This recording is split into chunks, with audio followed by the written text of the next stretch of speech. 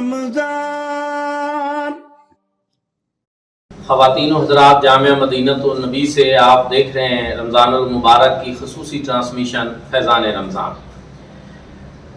رمضان المبارک نزول قرآن کا مہینہ ہے اور قرآن مجید فرقان حمید وہ بابرکت کتاب ہے جو کتاب یقین ہے. رب تعالیٰ نے ارشاد فرمایا ذالک الکتاب لا ریب فیہ، یہ وہ بلند رتبہ کتاب ہے، اس میں شک و شبہ کی کوئی گنجائش ہی نہیں ہے. اور اس کتاب کو وہی شخص پڑھے جو یقین کی دولت سے مالا مال ہو. شک کی وادیوں میں پھرنے والا سرگرداں اور حیران شخص جو ہے وہ اس کتاب کو پڑھے بھی تو اس کو اس سے کچھ حاصل نہیں ہوگا، کیونکہ یہ کتاب یقین ہے، اور یقین ہی ایسی چیز ہے جو انسان کو منزل مقصود تک پہنچاتی. یقین محکم، عمل پیہم، محبت فاتح عالم، جہاد زندگانی میں، یہ ہے مردوں کی شمشیر. قرآن مجید فرقان حمید سرچشمہ ہدایت بھی ہے اور کتاب انقلاب بھی ہے. قرآن مجید فرقان حمید نے آج تک جتنے چیلنجز کیے وہ اپنی جگہ پہ موجود ہے. دنیا کے اندر کوئی بھی آج تک قرآن مجید کے کسی چیلنج کو جو ہے وہ قبول نہیں کر سکا اور اس کو غلط ثابت نہیں کر سکا. قرآن مجید حقائق کی کتاب ہے، معرفت کی کتاب ہے، اصولوں کی کتاب ہے، اور قرآن مجید فرقان حمید انسانی زندگی کو کامیابی کے ساتھ شاہراہ حیات پر گامزن کرنے والی کتاب ہے.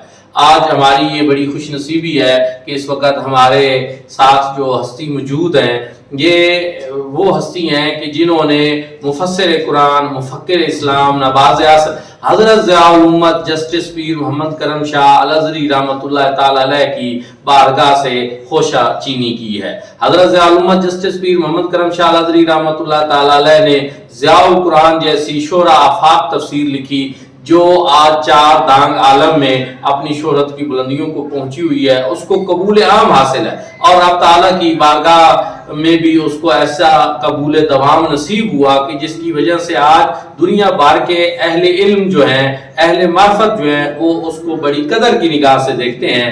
تو حضرت ضیاء الامت رحمۃ اللہ تعالی علیہ کے فیض یافتہ آج ہمارے درمیان موجود ہیں حضرت علامہ پیر محمد اسلم رضوی صاحب دامت برکاتہم القدسیہ.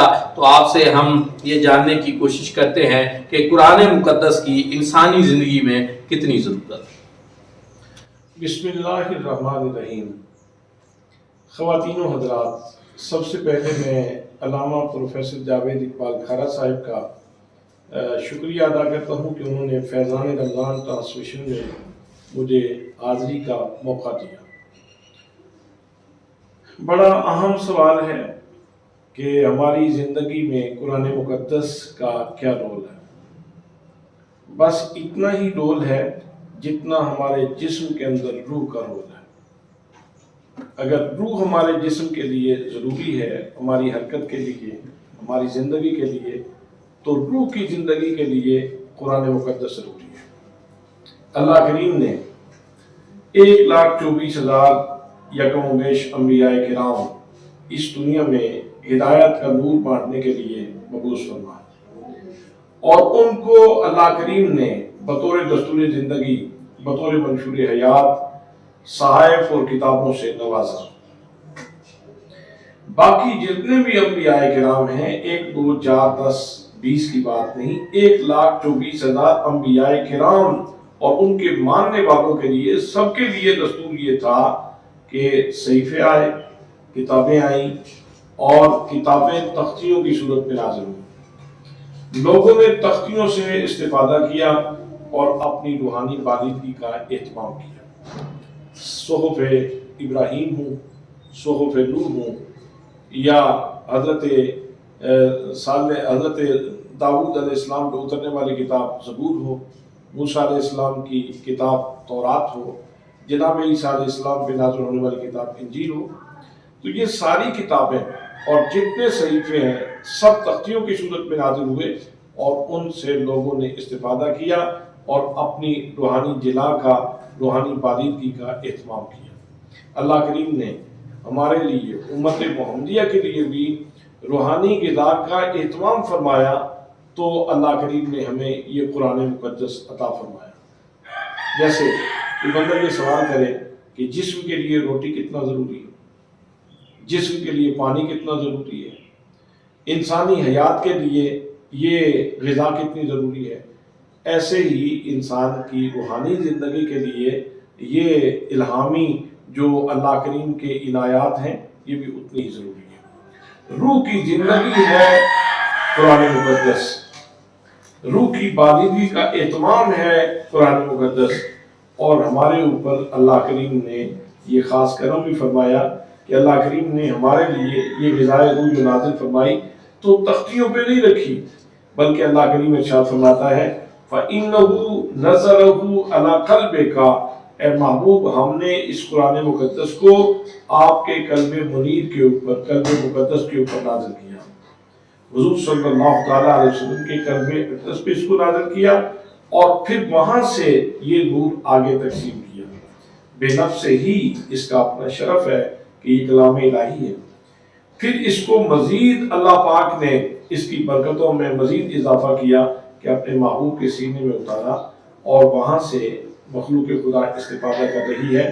گویا مجھے یوں کہنے دیجئے کہ اللہ کریم نے ہمیں قرآن مقدس اتار کے اپنی مشیت کے بھی قریب کیا ہے، اور ہمیں سینہ مصطفیٰ کے بھی قریب کیا ہے۔ تو قرآن مقدس پڑھنے والا وہ جہاں اپنی روحانی غذا پاتا ہے، وہاں ساتھ ہی ساتھ وہ جو سرچشمہ ہے روحانی غذا کا، جس کو سینہ مصطفیٰ اور قلب مصطفیٰ کہا جاتا ہے، وہ بندہ اتنا قلب مصطفیٰ کے بھی قریب ہو جاتا ہے۔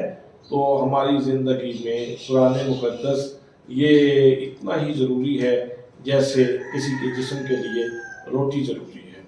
تو دعا ہے کہ اللہ کریم ہمیں، جہاں ہم اپنے جسم کے لیے بہت اچھی غذا کا اہتمام کرتے ہیں، صبح اٹھ کے لوگ کوئی پراٹھا کھا رہا ہے، کوئی انڈا کھا رہا ہے، کوئی کسی قسم کا ناشتہ کر رہا ہے، کوئی حلوہ پوری کھا رہا ہے، کوئی چنوں کے ساتھ ناشتہ کر رہا ہے، تو ہم اپنے جسم کے کھانے کا تو اتنا اہتمام کرتے ہیں، کیا کبھی ہم نے اپنی روح کو بھی ناشتہ دینے کی کوشش کی ہے؟